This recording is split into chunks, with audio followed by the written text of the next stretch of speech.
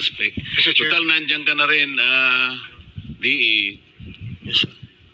Meron kasing nagsabi sa akin, very reliable information.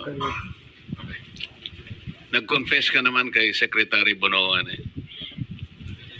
Nag-report po ako na may possible pong...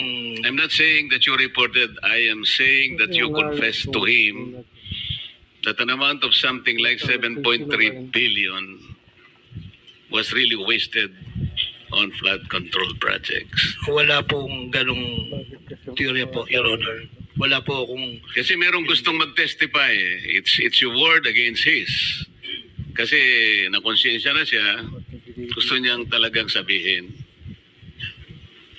Your Honor, yung pong amount at bilang, wala po talaga po akong binanggit kay Secretary. Kasi palagi mong sinasabi, ayun, kamukha nito, palagay mo gusto na nating tanggapin ito.